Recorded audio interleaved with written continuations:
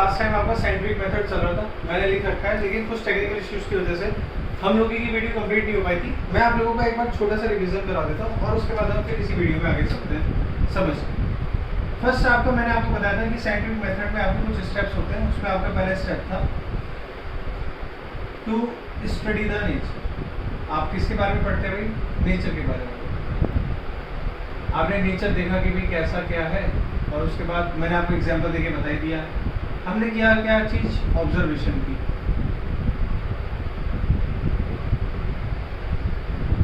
Observation करने के बाद आप जो तीसरे स्टेप पे आते हैं, जब आपने ऑब्जर्वेशन की तो उसमें आपने चीज़ों के बारे में समझा कि भाई क्या है चीज़ें, सब कुछ आपने देख समझ के आपने फिर क्या किया भाई? कंट्रोल्ड एक्सपेरिमेंट करने शुरू कर दिए। जब आपने कंट्रोल्ड एक्सपेरिमेंट कर लिए तो आपको एक्सपेरिमेंट के बाद उन सब चीज़ों को समझाने के लिए क्या देने पड़े? रीज़न देने पड़े। और रीज़न के लिए हमने एक शब्द यहाँ पे यूज़ करा, किसका भैया? रीजनिंग। अब जैसे हम लोग यार 11th क्लास में आ गए तो हमारी जो आपकी पढ़ाई है वो है ना थोड़ी सी टेक्निकल हो गई है। हमें ना चीज़ों को समझ समझ के ज़्यादा चलना पड़ेगा, रटना नहीं, क्योंकि अभी हमें IIT का पेपर भी देना, आगे आपका JEE का भी पेपर देना है, तो बहुत सारे आपको एग्जाम्स हैं जो आपको देने रहते हैं, और बच्चे और सारी चीज़ों की तैयारी करते हैं, तो उसमें फिजिक्स का काफ़ी इंपॉर्टेंट रोल रहता है। तो आपको छोटी छोटी मगर मोटी बातें हैं जो आपको सीखती रहनी चाहिए और आपको पता रहना चाहिए। देखते हैं हम लोग इसमें क्या है। रीजनिंग के बारे में समझो भाई। जब हम बात करते हैं रीजनिंग की, तो रीजनिंग आपकी दो पार्ट में डिवाइड है। कौन कौन सी आप बताएंगे? क्वालिटेटिव रीजनिंग, कौन सी? क्वालिटेटिव रीजनिंग, और एक हो गई आपकी क्वांटिटेटिव रीजनिंग। तो बच्चों बड़े ध्यान से समझो आप लोग क्या है ये और किस हिसाब से हम इन सब चीज़ों को समझ के चलते हैं। रटेंगे कुछ नहीं, बस चीज़ों को आराम से हमें समझना है कि भैया किस हिसाब से क्या हो रहा है ये। तो आपसे बात करिए मैं क्वालिटेटिव रीजनिंग की। अब यार जैसे हम लोग बेसिकली चीज़ों को जब पढ़ते हैं तो हमें ये जरूरी है कि हम उसको याद कैसे रख रहे हैं। हमें ये नहीं कि हम बुकिश लैंग्वेज है बस हम बुकिश लैंग्वेज को लिखते लिखते चले जाए, नहीं। हमारे लिए मैटर करता है कि हम चीज़ों को याद कैसे रख रहे हैं और हम सामने वाले को चीज़ों को कैसे इंटरप्रेट करा रहे, समझा कैसे रहे।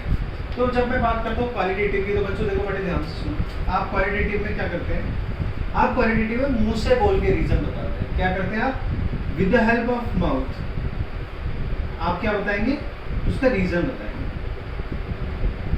बहुत बिल्कुल नॉर्मल लैंग्वेज में जो हम यूजुअली यूज करते हैं ना, उस हिसाब से आपको क्वालिटेटिव रीजनिंग, क्वांटिटेटिव रीजनिंग समझा दूंगा। और नेक्स्ट है आप यहाँ पे जब आप किसका यूज करते हैं? न्यूमेरिकल वैल्यूज का आप यूज करते हैं कि बस न्यूमेरिकल वैल्यूज की मदद से ही आप रीजन दे सकते हैं, उसके अलावा आपके पास कोई ऑप्शन ही नहीं बचा। जैसे हम लोगों ने बचपन में बहुत सारे फॉर्मूलेस पढ़े, क्या ये एक बॉडी और इसी से ही कुछ दूरी पे आपकी दूसरी बॉडी है, इन दोनों के बीच में डिस्टेंस है आपकी r।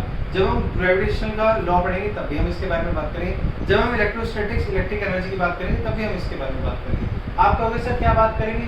तो मैं आपको दो फॉर्मूले लिख के बता रहा हूँ, आप लोगों ने ये पढ़ भी रखे हैं। 9th और क्लास में आपका टॉपिक आता है ग्रेविटेशन, उसमें हम लोगों ने पढ़ रखा है। ये तो है इलेक्ट्रिक एनर्जी का, Fe से समझा दिया, ये ग्रेविटेशनल फोर्स का, ये आपका G m1m2/r² रहता है। अब देखो यार क्वालिटेटिव रीजनिंग को समझने के लिए मेरे पास एक बहुत अच्छा एग्जांपल है इसका।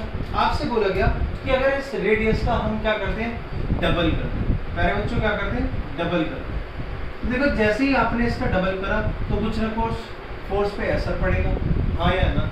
तो आप बताओगे जी बिल्कुल पड़ेगा। तो फोर्स क्या हो जाएगी? कम हो जाएगी। क्यों? क्योंकि रेडियस और फोर्स के बीच में इनवर्स रिलेशन है, इनवर्स स्क्वायर लॉ का रिलेशन है। हम इसे बेसिकली बोलते हैं इनवर्स स्क्वायर लॉ का रिलेशन है। दैट मीन्स अगर रेडियस आपकी 2 टाइम्स बढ़ रही है घट रही है तो इसको डिवाइड हम हमेशा 4 से कर देंगे, और जब भी हम बड़ी वैल्यू से डिवाइड करते हैं तो आंसर आपका छोटा आता है। दैट मीन्स आपकी फोर्स क्या हो जाएगी? कम हो जाएगी। तो आपने मुझसे बता दिया, बोल के बता दिया कि सर फोर्स कम हो जाएगी, मुझे समझ आ गया। कैसे समझ आ गया? कि इनवर्स रिलेशन है, इसलिए समझ में आ गया। तो आपने with the help of mouth, मुंह की मदद से आपने क्या दे दिया? रीजन दे दिया। अब आगे यार क्वांटिटेटिव रीजनिंग के बारे में, जिसको हमें न्यूमेरिकल वैल्यू से ही समझना है इस कंसेप्ट को, वो कैसे समझेंगे आप इस बात को बड़े ध्यान से समझेंगे। देखेंगे बच्चों, हम लोग कई बार कहते हैं अपने फ्रेंड से कि भाई देख वो रहा रेनबो, आसमान की तरफ इशारा करेंगे, तो हमें दिख रहा है कि वो रहा रेनबो, लेकिन आपका फ्रेंड कह रहा है यार मुझे तो नहीं दिख पा रहा। तो आप कहते हैं कि वो तो थोड़ा सा राइट देख, उस जगह से राइट देख, तो उस बेचारे को तब भी नजर नहीं आया। 1-2 मिनट के एडजस्टमेंट के बाद उसको वो रेनबो क्या होगा? शो नहीं रहा। तो जितनी भी आपकी celestial bodies usually which are seen in the sky, जो है स्काई में आपकी जो बॉडीज प्रेजेंट रहती हैं, अगर आपको उन्हें देखना है तो आप एक बात समझे, एक एंगल होता है आपका कौन सा, 42 डिग्री। जब तक आपका उस बॉडी के साथ आंख का एंगल 42 डिग्री ना बन जाए तब तक वो बॉडी आपको दिखेगी ही नहीं। तो इसका मतलब क्या है, क्या चीज होना जरूरी है, उस एंगल का 42 डिग्री हो एंगल होना जरूरी है उस बॉडी और हमारी आंख के बीच में। जब तक नहीं बनेगा तब तक हमें दिखेगा नहीं। इसका मतलब मैंने जो रीजन बताया वो किस बेसिस पे बताया, न्यूमेरिकल वैल्यू के बेसिस पे बताया। मुझे ये बात समझ में आ गई कि भैया आपकी जो रीजनिंग है वो कुछ इस तरह से आपके समझने वाली बात। ठीक है भाई, नेक्स्ट आ जाओ। जब हमने क्वालिटेटिव या रीजनिंग पढ़ ली तो नेक्स्ट जो आपका स्टेप पड़ता है क्वांटिटेटिव भी बता दी। अब आपका जब आपके पास क्वालिटेटिव क्वांटिटेटिव दोनों आ गया, इसके बाद आपका जो छठा स्टेप रहेगा साइंटिफिक मेथड का वो रहता है आपका मैथमेटिकल मॉडलिंग। आप उसको कैसे समझाओगे, मैथमेटिकल का मॉडल मतलब सारे के सारे जो आपके बेसिस है उस बेसिस पर आप उसे समझाओगे। अब मैथमेटिकल मॉडलिंग वो डिपेंड किस पर करता है, तो बहुत ध्यान से सुनना है आप लोगों को। आप बताओगे वो भैया डिपेंड करता है आपका प्रेडिक्शंस। किस चीज पे डिपेंड करता है भैया, प्रेडिक्शंस पे। अब प्रेडिक्शन क्या है, आपने अजम्पशन करी कि भाई 4 घंटे के बाद आपका बारिश पड़ना स्टार्ट हो सकती है। ठीक है, हमारे जो आपके मौसम विभाग वाले वो क्या बोलते हैं कि कल हम प्रेडिक्शन करते हैं कि बारिश होगी, तो हमने बताया कि ये प्रेडिक्शंस करना है। अब इस प्रेडिक्शन को मैं साइंस में कैसे समझूं, आप इस बात को बड़े ध्यान से समझिए। देखो प्यारे बच्चों, ये है आपकी अर्थ, सही है, और ये है आपका मून। मुझे क्या भेजना है, सैटेलाइट भेजना। अरे क्या भेजना है भाई, सैटेलाइट भेजना। तो मेरी पहली पोजीशन है सैटेलाइट की, पोजीशन नंबर 1 से मैंने इसको शुरू किया। इसका मतलब जो मैक्सिमम फोर्स लगा रही है इस सैटेलाइट पे वो कौन लगा रही है, अर्थ लगा रही है। आप कहोगे सर ऐसे कैसे पता चला, तो आप बताओगे कि भाई इसका डिस्टेंस इसके साथ कैसा है, बहुत क्लोज है, इसलिए कौन फोर्स लगाएगी, आपकी अर्थ फोर्स लगाएगी। चलो नेक्स्ट देख लो, ये रहा, यहाँ से लेके ये रहा। तो आप इसे बताओगे सर ये अर्थ है, ये मून है। अब पोजीशन चेंज होकर आ गई है आपकी कुछ यहाँ पे, पोजीशन नंबर 3, ये रहा, ये अर्थ है, कुछ दूरी पे आ गए, ये मून है, और अब आपके क्लोज आ गए पोजीशन नंबर 2। तो यार एक बात समझो, अब आप प्रेडिक्शंस कैसे बताएंगे और हमें कैसे चीजों को समझना है, आप इस बात को समझो। देखो, हमने माना कि जो आपकी अर्थ की पोजीशन ये तो बहुत क्लोज हो गई, हमने माना तीसरे केस में, केस नंबर 3 में, कि जो सैटेलाइट है वो 12,000 किलोमीटर दूर चले गया। कहाँ चले गया भाई, 12,000 किलोमीटर दूर चले गया। अब इस 12,000 किलोमीटर दूर जाने से क्या हुआ है, आप इस बात को समझेंगे। किसी वेलोसिटी से तो जा ही रहा होगा रॉकेट, इस बात में तो कोई दिक्कत है नहीं। ये 12,000 किलोमीटर किसी वेलोसिटी से चला। मैंने प्रेडिक्शन कर रखी है कि जैसे ही आपका 12,000 किलोमीटर की डिस्टेंस को तय कर लेगा, वैसे ही वो अर्थ की सरफेस से बाहर होकर कौन सी बॉडी के पास आ जाएगा, आपका मून के पास। इसका मतलब इस सैटेलाइट पे अब जो फोर्स लगाएगा वो कौन लगाने लगेगा, 12,000 किलोमीटर के बाद मून लगाने लगेगा। ये कौन कर क्या करा मैंने, प्रेडिक्शन करा कि भैया 12,000 किलोमीटर अर्थ की सरफेस से बाहर निकलने के बाद कौन फोर्स लगाएगा, मून फोर्स लगाएगा। इसका मतलब क्या है कि आपने अर्थ की ग्रेविटी से बाहर कदम रख लिया है। इसका मतलब जी क्या हो गई है, आपकी स्मॉल जी की वैल्यू 0 हो गई है। और जब जी 0 हो जाता है तो बॉडी कभी भी रुक नहीं सकती, बॉडी हमेशा मोशन में रहेगी। बॉडी हमेशा किस में रहेगी बच्चों, मोशन में रहेगी। अगर जी किसके बराबर हो गया आपका 0, दैट मींस वैक्यूम क्रिएट हो गया आपका, और ये सिचुएशन आपके सामने आ गई। तो ये किस चीज पे आई, आपकी प्रेडिक्शंस पे आई। प्रेडिक्शन आपकी गलत भी हो सकती है, जरूरी नहीं वो 12,000 पे, क्या पता वो आपके 12,500 किलोमीटर पे हो, क्या पता वो 13,000 किलोमीटर पे जाके सिचुएशन पे है। तो आप क्या करेंगे, प्रेडिक्शंस को वेरीफाई करने के लिए, उसको बताने के लिए कि आपने ठीक करी या नहीं करी, आप उसका क्या करेंगे, वेरिफिकेशन। अगर ठीक है तो वेरिफिकेशन करेंगे, अगर गलत है तो प्यारे बच्चों आप क्या करेंगे, इसका फाल्सिफिकेशन। क्या करेंगे भाई, फाल्सिफिकेशन। तो आपकी ये स्टेप्स हैं, जिसके बाद ये पूरा का पूरा साइंटिफिक मेथड आपका क्या हो जाता है बच्चों, कंप्लीट हो जाता है। आप सबसे पहले स्टडी करोगे नेचर के बारे में, हमें समझ में आगे। आप इसके बाद करोगे ऑब्जर्वेशन इसके बारे में, आप इसके बाद करोगे इसका कंट्रोल्ड एक्सपेरिमेंट, फिर आप करोगे क्वालिटेटिव क्वांटिटेटिव रीजनिंग करोगे। क्वालिटेटिव मींस आप with the help of mouth आप चीजों को बताओगे, क्वांटिटेटिव में न्यूमेरिकल वैल्यू का यूज करोगे। अगला आ गया आपका मैथमेटिकल मॉडलिंग, आप मैथमेटिकल्स के टर्म्स को आप यूज करेंगे, फॉर्मूलेस को यूज करेंगे। फिर आप क्या है प्रेडिक्शंस करेंगे कि भैया जो आपने मैथमेटिकल मॉडलिंग मानी है वो आपकी ठीक है या गलत है। फिर उसको बताने के लिए वो आपने ठीक है तो आप वेरिफिकेशन करोगे, गलत है आप उसका फाल्सिफिकेशन करोगे। ठीक है भाई बच्चों, आप इस सभी का या तो स्क्रीनशॉट ले लें या फिर इसके बारे में आप नोट कर लें अपनी कॉपी में। इससे आगे का मैं बताता हूँ आपको। नेक्स्ट सब्जेक्ट है, उसका नाम है फिजिक्स। तो आपको ये भी पता रहना कि भाई ये फिजिक्स होता क्या। अरे हाँ या ना, अब पढ़ रहे हो तो ऐसे थोड़ी ना कि मुंह उठा के कुछ भी पढ़ने लगे। पता रहना चाहिए कि भाई हम फिजिक्स पढ़ रहे हैं, क्यों पढ़ रहे हैं, क्या हिसाब है। तो देखो भाई, आपसे पूछा फिजिक्स, हमने लिख लिया भैया सामने कि फिजिक्स क्या है। तो आज के बाद से आप बहुत अच्छे से डिफाइन करेंगे फिजिक्स को। देखो यार, फिजिक्स के बारे में मैं बता देता हूँ। It is the study of nature, it is the study of nature and it's phenomena. जब हम नेचर की स्टडी करते हैं और उसके फिनोमिना के बारे में पढ़ते हैं, तब हम कहते हैं कि भैया हम क्या चीज़ पढ़ रहे हैं, हम फिजिक्स पढ़ रहे हैं एंड इट्स फिनोमिना। इसको हम क्या बोलते हैं भाई, फिजिक्स बोलते हैं। हमें ये बात समझ में आ गई। अब यार उसने पूछा कि आपने किस बेसिस पे बताया, तो मैंने बच्चों तुम लोगों को एक बहुत सिंपल सी बात बताई थी नेचर वाली, कि भैया आपका लो पोटेंशियल और हाई पोटेंशियल की बात करी थी कि लो लेवल पर जो पानी होता है वो नीचे आना बहुत आसान है, लेकिन यहाँ से जाना क्या है, बड़ा मुश्किल।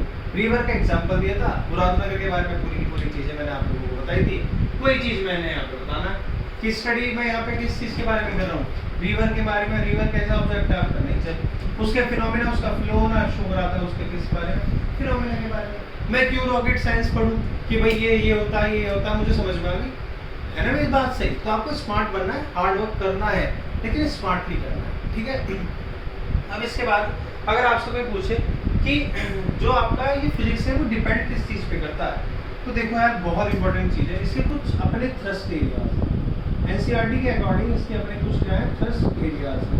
अब आप कहोगे सर ये क्या कह दिया आपने, थ्रस्ट एरियाज, ये तो हमें समझ ही नहीं आ रहा, ये तो शब्द पहली बार आया। तो प्यारे बच्चों एक बात समझो मेरी, कि थ्रस्ट एरिया का मतलब है आपका, आप सबसे पहले करते हैं चीज़ों का साइंस में यूनिफिकेशन। क्या करेंगे भाई बच्चों, यूनिफिकेशन। और दूसरा क्या करते हैं आप, रिडक्शनिज्म। क्या करते हैं भाई, रिडक्शनिज्म। या तो आप यूनिफाई कर दोगे चीज़ों को, या फिर क्या कर दोगे, रिडक्शन कर दोगे। अब यार ये यूनिफिकेशन क्या है, तो यूनिफिकेशन क्या है कि चीज़ों के लिए आपके पास क्या होते हैं, एक ही फॉर्मूला होता है, उसके अलावा कोई चीज़ होता ही नहीं। जैसे मैं बात करूँ आपसे फोर्स की, तो जैसे ही हम बात करेंगे फोर्स, तो मेरे दिमाग में तुरंत सब्जेक्ट आ गया भैया आपका फिजिक्स। ठीक बात है, ये बात मैं पहले भी बता चुका हूँ तुम लोगों को। अगली ये बात आ गई आपके सामने बॉन्ड, अगला वर्ड आ गया आपके सामने जिंक, अगला शब्द आ गया आपके सामने रिएक्शंस। तो जब आप ये सारी चीज़ें पढ़ोगे आप बताओगे सर हम बात कर रहे हैं सब्जेक्ट केमिस्ट्री की। जब हम बात करेंगे सेल्स, टिश्यूज, तो आपके बारे में बात आ गई क्या चीज़, बायोलॉजी। आपने चीज़ों को क्या करती है, यूनिफाई कर दिया कि जब हम बातों को करेंगे आपकी बॉडी से रिलेटेड, तो आप बायो पढ़ोगे। जब आप बात करोगे फोर्स के बारे में, वेलोसिटी के बारे में, एक्सेलरेशन के बारे में, ऐसी फिजिकल क्वांटिटीज़ के बारे में, तो हम बात करेंगे फिजिक्स की।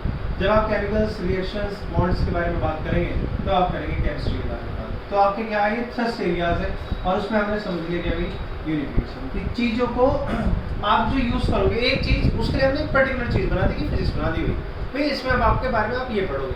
तब हम फिजिक्स में थोड़ी ना ये पढ़ेंगे कि सेल में ये फिजिक्स लग रही है, या भैया टिश्यूज ब्लड आपका निकल रहा है तो ब्लड में ये फिजिक्स लग रही है, नहीं, ये तो बायो का हिस्सा, हम इसे भी आप बायो में पढ़ते हैं। तो हम चीज़ों को क्या कर देते हैं बच्चों, यूनिफिकेशन कर देते हैं। अब यार रिडक्शनिज्म क्या है, ये फिजिक्स का बड़ा इंपॉर्टेंट हिस्सा है, इसको बड़े आराम से समझना है। कैसे समझना है उसके बारे में आपको कुछ चीज़ें यार पता रहनी चाहिए, दिमाग ज़्यादा नहीं लगाना, बस बेसिक सी बात समझनी है, वो मैं समझा देता हूँ। थोड़ा सा बोर्ड रख कर देता हूँ आप लोगों के लिए, समझो। ठीक है, देखो थोड़ी सी क्योंकि चार्ट सा बनेगा, हम चार्ट से ही समझ जाएंगे कि कैसे है क्या है। देखो भाई, हमने क्या करा बेटा, कोल को बर्न किया। पहले बच्चों क्या करा, कोल को बर्न किया। हम एक मेथड फॉलो कर रहे हैं, कैसे कर रहे हैं उस हिसाब से समझेंगे। कोल को जब आप बर्न करोगे तो कोल को आप बर्न कर रहे हो वाटर पे। वाटर पे क्या कर रहे हो, गर्म कर रहे हो, पानी पे गर्म, या कोल बर्न करके। एक सेकेंड, आप ऐसे समझे कि आपके पास वाटर है, वाटर है आपका, और आपने क्या करा, नीचे कोल बर्न किया। अब जब हीट प्रोड्यूस होगी बहुत देर बाद, तो एक सर्टेन टाइम के बाद ये वाटर कन्वर्ट हो जाएगा आपके स्टीम में। प्यारे बच्चों किसमें हो जाएगा? स्टीम में, क्योंकि फेस चेंज हो जाता है आपका। हीट और कूलिंग में क्या हो जाते हैं आपके? फेस चेंज होते हैं। आप लोगों ने इनके बारे में पढ़ा, इवेपोरेशन, कंडेंसेशन, ये सब चीजें आप लोगों ने क्या है पढ़ रखी है। क्या हो जाता है? फेस चेंज हो जाता है। तो जब आपने वाटर को बॉईल किया कोल की मदद से, तो आपने क्या बना लिया? स्टीम बना ली। अब जब आप स्टीम की बात करोगे तो स्टीम बेटा प्रोड्यूस करती है कौन सी एनर्जी? Heat energy. पहले बच्चों कौन सी एनर्जी? Heat energy. हमें समझ आ गई कि हाँ भाई बात तो बिल्कुल सही है।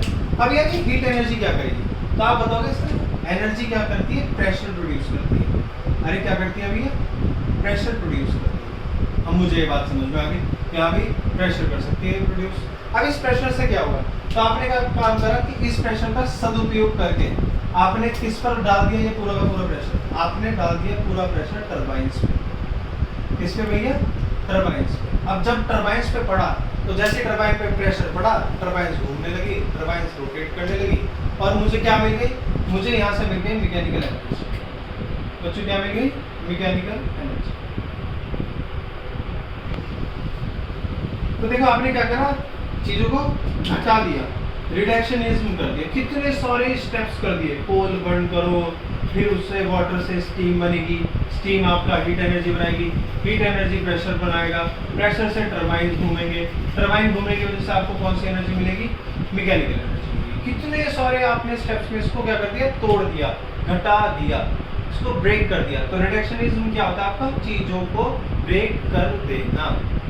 ठीक है भाई बच्चों, तो मुझे ये बात समझ में आ गई क्या कि फिजिक्स क्या है? ये तो स्टडी ऑफ नेचर की और उसके फिनोमेना की। उससे कुछ थ्रस्ट एरिया क्या है आपके? ये यूनिफिकेशन होता है चीजों का, रिडक्शनिज्म होता है। फिर उसके बाद आपने पढ़ा क्या कि आपने यहाँ पे पढ़ा कि रिडक्शनिज्म क्या है। तो आपने रिडक्शनिज्म समझा कि भाई देखो वाटर है, हमने कोल की मदद से गर्म, ठीक है, गर्म होने के बाद में स्टीम बन गया, स्टीम की वजह से हीट एनर्जी प्रोड्यूस हुई, हीट एनर्जी प्रेशर बनाती है, प्रेशर से टरबाइन चलते हैं, टरबाइन से मैकेनिकल एनर्जी बनती है। हमें भैया एक बात 100% समझ में आ गई। हमने बोला कि अरे यार ये तो बहुत बढ़िया चीज़ है। तो आपने बोला कि एक काम करो, फिर तो मैं और अच्छी बातें बताता हूँ आपको। और वो अच्छी बातें क्या है? देखो ध्यान से समझेंगे। अब आप पढ़ रहे हो तो फिर भाई जानना सारी चीज़ों के बारे में क्या जरूरी है। अब क्या जरूरी है वो आप समझो। आपने पढ़ा सबसे पहले स्कोप। अब बेटे स्कोप 8x 3x पबजी वाला नहीं है, ये स्कोप है आपका फिजिक्स वाला। ठीक है, तो पबजी के देवताओं और देवतियों, इन चीज़ों को बहुत आराम से समझ लेना, नहीं तो तुम्हारे स्कोप मैं तोड़ दूंगा। समझो कैसे। स्कोप क्या है आपका? स्कोप ऑफ फिजिक्स दो तरह का होता है। आपसे पूछे कितने तरीके का? आपने भैया बता दिया दो तरह का। कौन कौन सा? पहला बताया माइक्रोस्कोप, और उसके आगे लगा दो माइक्रो। और माइक्रोस्कोपिक, जिससे माइक्रो मतलब छोटा, सूक्ष्म, इसे बोलते हैं छोटा सा। तो जब हम छोटी चीज़ों को देखते हैं तब हम यूज़ करते हैं माइक्रोस्कोप। अब यार छोटी चीज़ क्या है? आप कह दोगे भैया इलेक्ट्रॉन है। मैं कहूँ हाँ भाई बिल्कुल सही बात है, इलेक्ट्रॉन है। तो इलेक्ट्रॉन कभी आपने देखा है कि वो कभी घूम रहा हो BMW लेके या लैम्बोर्गिनी लेके? नहीं ना, इलेक्ट्रॉन को तो कोई देख ही नहीं सकता। तो electron can not be seen through our eyes. तो आप बताओगे कि माइक्रोस्कोप क्या होता है? तो आप बताओगे विच कैन नॉट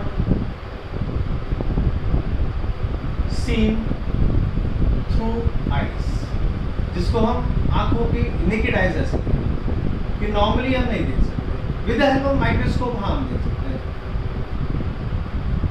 ठीक है भाई, नेकेड आईज की मदद से हम नहीं देख सकते। अब देखो यार इलेक्ट्रॉन के बारे में पढ़ते हैं। तो size of electron is what? तो आप बताओगे भाई 10 की पावर -15 मीटर। कितना होगा? आप कहोगे सर ये कैसे पता चला? हम बताते हैं कैसे पता चला। इसी को ही हम बोलते हैं फर्मी। और fermi is the smallest unit to measure size और लेंथ। लेंथ की सबसे छोटी यूनिट होती है फर्मी। इसी की मदद से हम इलेक्ट्रॉन, प्रोटॉन, न्यूट्रॉन, इन्हीं के बारे में हम क्या बताते हैं? इनके साइज के बारे में बताते हैं। तो हमें फर्मी पता चल गया, माइक्रोस्कोप भी पता चल गया, जो स्कोप है आपके फिजिक्स का। ठीक है भाई। इसके बाद सेकंड आया आपके सामने कि दूसरे आपका स्कोप क्या है? तो आपने बता दिया कि भाई जब माइक्रो देख लिया तो अब मैक्रो देख लेते हैं। मैंने कहा माइक्रो क्या है? तो आपने बताया कि भैया ऐसी चीजें जो इजीली विजिबल होती हैं। मैं कहा किससे? फिर आपने आँख से। तो ठीक है, which can be visible, which can be visible through our eyes, जिनको हम अपनी आंखों की मदद से क्या कर सकते हैं? देख सकते हैं। कैसे? क्या चीज़ है पॉसिबल, इसके बारे में समझो। तो आप बताओगे कि सबसे बड़ी चीज़ हमारे सामने, हमारी नजरों में क्या है? तो आप कहोगे भैया हमारा यूनिवर्स है जिसमें हम रहते हैं। ठीक है, तो आप क्या बताओगे? Size of universe. देखो बच्चों, नई नई चीजें आपको पता चलेगी। तो आपसे पूछेगा कि साइज ऑफ यूनिवर्स क्या है, तो आप बताओगे 10⁻²⁵। हमें समझ में आ गई। सबसे ऊपर आपको स्कोप पता चल गया, माइक्रोस्कोप है, जो हम चीजों को आंखों से नहीं देख पाते वो आपका माइक्रोस्कोप है। ऐसा माइक्रोस्कोपिक जिनको हम अपनी आंखों से इजीली देख सकते हैं। अब आपको क्या है कि कैसे देखा, तो भाई अजम्पशन है, जब आपके स्पेसशिप्स एयरक्राफ्ट जाते हैं, सैटेलाइट्स आती है, वो आपका है, आपको पूरा रोटेशन लगाएंगी, चीजों को देखेंगी, तब वो हमें एक अजम्पशंस प्रेडिक्शंस हम करते हैं। प्रेडिक्शन पढ़ा था ना साइंटिफिक मेथड में, वो यहाँ काम है कि आपने बताया कि साइज ऑफ यूनिवर्स क्या है। जैसे हमें पता चला नॉर्मली ऐसे समझ लो कि माउंट एवरेस्ट है, उसकी हम हाइट बताते हैं 8848 मीटर, और कुछ बुक्स में 8850 मीटर्स की दी हुई है। तो आप बता रहे हो इतनी बड़ी चीज़ की आपने किसी से लेंथ नापी है, उसकी डिस्टेंस नापी है, तो किसी चीज़ की मदद से नापी होगी, तो आप उसको इजीली विजिबल भी और आपको माउंट एवरेस्ट दिखती है, तो यानी कि छुपी रहेगी वो, है ना।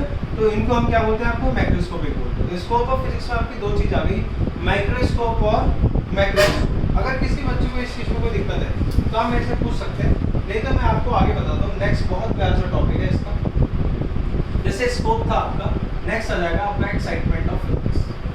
कि आपका एक्साइटमेंट ऑफ फिजिक्स क्या है, और यार चीज़ों को देखना लेना, स्क्रीनशॉट लेते रहे ना, और जिस बच्चे को नोट्स बनाने हैं वो साथ में स्लो करके थोड़ा सा देखिए वीडियो को, आराम से चीज़ें समझ में जाएगी। नेक्स्ट आ गया आपका एक्साइटमेंट ऑफ फिजिक्स। तो आपके घर में जो बम है, आपका हो गया बम कौन सा है, दैट मीन्स आपका जो मोबाइल है 24 घंटे यूज करते हो आप लोग, वो जो मोबाइल है आपका, वो किससे मिला हम लोगों को? फिजिक्स से मिला। जब आप 12th क्लास में इलेक्ट्रोस्टैटिक्स पढ़ने आएंगे तब आपको सारी सच्चाई पता चलेगी, इस फोन की भी कैसे फोन में घंटियाँ बजती है, क्या क्या चीज़ें होती है आपकी, वो सब चीज़ें आपकी उसमें आ जाएगी चैप्टर नंबर 1। तो ये मैं वहाँ बताऊँगा आपको जब आप 12th क्लास जाओगे। मोबाइल के बाद आप अलग बताओ सेकेंड, रोबोट से आप किसका हिस्सा है, वो आपकी फिजिक्स का हिस्सा है। और क्या आपकी मशीन से आपके रॉकेट्स हैं, ये सब किसके हिस्सा है, आपके फिजिक्स का हिस्सा है। फिफ्थ कंप्यूटर है आपको, है ना। ये सब जो चीज़ें हैं आपकी, कंप्यूटर में सेमीकंडक्टर यूज होता है, फिजिक्स का एक चैप्टर है। रॉकेट्स में मोमेंटम का लॉ यूज होता है। मशीन को हो क्या है कहने, इतने सारे law of energy, law of mass, सही है, law of conservation of momentum, इतनी सारी चीज़ें। रोबोट्स आपका मैकेनिक्स प्लस इलेक्ट्रॉनिक्स दोनों का ही आपका यूज करके होती है। फिजिक्स का ये हिस्सा है, मैकेनिक्स भी जो चीज़ें मूव करेंगी वो। इलेक्ट्रॉनिक्स आपको पता है इलेक्ट्रिसिटी से रिलेटेड चीज़ें हो गई। तो देखो भाई जो आपकी एक्साइटमेंट है फिजिक्स की, वो आपकी बहुत ही ज़्यादा है। और यार अगर आपसे कोई पूछे किसको आप डिफाइन कैसे करेंगे, तो भाई जो ह्यूमन एफर्ट को कम कर देते हैं, वो ही सारी की चीज़ें आपकी क्या आ जाती हैं, एक्साइटमेंट ऑफ फिजिक्स से बहुत बड़े आपका एडवांटेज हो जाता है। ठीक है, तो ये आपका एक पॉइंट था, इसको भी आप नोट कर लो या फिर क्या कर लो, इसका स्क्रीनशॉट ले लो। फिर मैं आपकी रिलेशनशिप बताता हूँ फिजिक्स की कुछ अदर ब्रांचेज ऑफ साइंस के साथ, कैसे देखोगे बताता हूँ क्या है। अब ऐसा तो है नहीं कि फिजिक्स बस फिजिक्स में ही काम आएगी, बहुत सारे इंजीनियर्स ऐसे भी हैं जो हॉस्पिटल्स में जॉब करते हैं। ठीक है, अब वो क्या है आपका, देखिए ध्यान से, रिलेशंस क्या है इसका, आवाज चलेगी, ब्लूटूथ ऑफ कर दो। रिलेशंस आपके देखने पढ़ने किसके, रिलेशन ऑफ फिजिक्स, फिजिक्स का रिलेशन पढ़ना आपका with other branch of science, with other branch of science. Science की अलग ब्रांचेस के साथ हम लोगों को फिजिक्स का रिलेशन पढ़ना है। अब यार अदर ब्रांचेस क्या है, तो हम लोगों ने तो बचपन से बस 2-3 चीज़ें पढ़ी हैं, भैया वो बता देना, भैया फिजिक्स केमिस्ट्री मैथ या फिर फिजिक्स केमिस्ट्री बायोलॉजी। तो मैथ तो हटा दो, वो इससे तो देवता वो हटा दो, और आगे चलते पढ़ते हुए फिजिक्स केमिस्ट्री और बायोलॉजी का फिजिक्स का रिलेशन केमिस्ट्री और बायो से आया कैसे बता दो। मैं मैथ का भी दूँ, लेकिन देवता थोड़े टेढ़े होते हैं मैथ पर, बात करते हैं इसके बारे में। देखो कैसे समझते हैं इसके बारे में, जेड प्लस H2SO4 ये बना देगा आपका ZnSO4 plus hydrogen gas evolve हो जाएगी।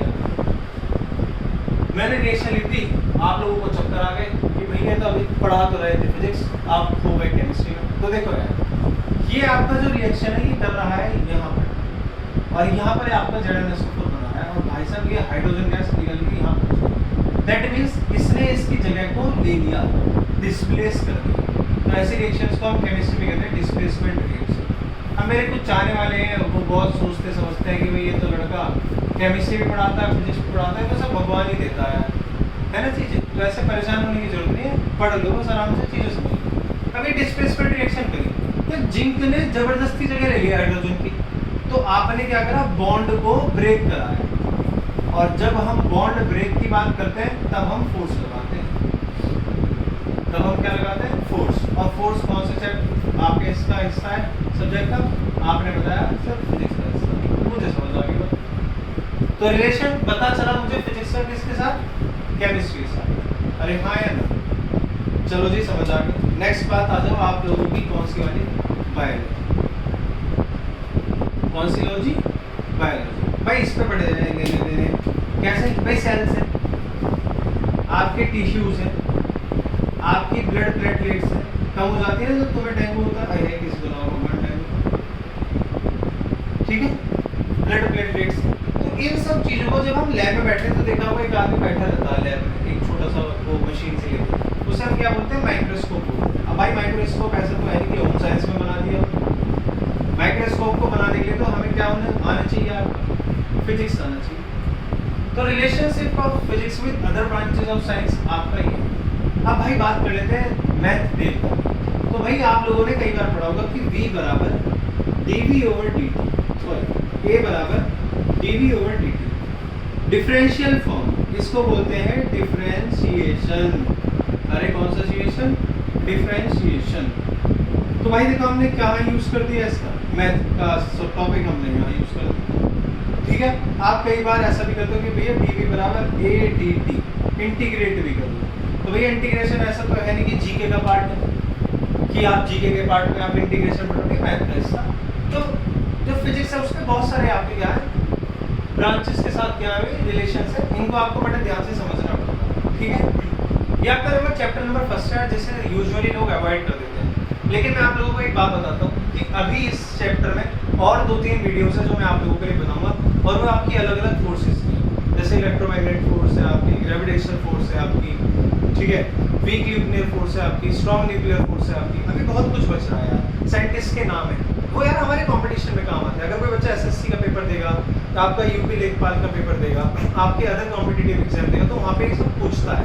तो मुझे उन लोगों का भी ध्यान रखना है, और वो बच्चे जो IIT नीट इन सब की तैयारी कर रहे हैं, मुझे उनका भी ध्यान रखना है। आप में से ही कुछ बच्चे डॉक्टर्स बनेंगे, इंजीनियर्स बनेंगे, और बड़े इंसान बनेंगे, चीज़ों को पढ़ के साइंटिस्ट बनेंगे। तो हमें छोटी छोटी बातों का पता रहना चाहिए, इन सब चीज़ों को आपको बहुत ध्यान से समझना है। फिजिक्स में अगर यार कोई भी किसी भी तरह की कोई बंदे को कोई प्रॉब्लम है, तो आप प्लीज़ मुझे मेरे कमेंट बॉक्स में करके मुझे बताएं। मैं इस टॉपिक को बहुत अच्छे से आपको बता चुका हूँ आपके हिसाब से। मैं यूजुअली ये वीडियोस 11th-12th क्लास की नहीं बताता हूँ, क्योंकि मुझे वैल्यू एजुकेशन पता है कि यार किस हिसाब से आपकी वैल्यू है एजुकेशन की। आपके मम्मी पापा इतना पढ़ाई पे आपका पैसा खर्च कर रहे हैं, तो आपको ऑनलाइन क्लासेस से फ़ायदा मिलता है कि आपको चीज़ें आ जाती हैं, लेकिन इतना नहीं मिलता जो आपको ऑफलाइन क्लासेस में मिलता है। तो मैं आप लोगों को बोलूँगा कि थोड़ा सा कम यूज़ करो आप फोन। हालांकि मैं वीडियो बना रहा हूँ तो मुझे तो ये है कि भाई मेरे लाइक बढ़े, सब्सक्राइबर है, लेकिन मुझे ऐसी कोई इशू नहीं है। आप बस चीज़ों को समझो, जितनी ज़्यादा चीज़ों को आप समझ लोगे और जितने अच्छे से आप लोग पढ़ सकेंगे, है ना। मेरी एक छोटी सी कोशिश है कि जैसे मैं ऑफलाइन क्लास में आपको पढ़ाने की कोशिश करता हूँ, उसी तरीके से मैं आपको समझा पाऊँ सारी की सारी चीज़ें। तो जब हम नेक्स्ट क्लास में मिलेंगे तो मैं वहाँ पे आपको ये टाइप्स ऑफ कोर्सेज बताऊँगा, फिर ये हमारा चैप्टर नंबर 1 कंप्लीट होगा। All the very best.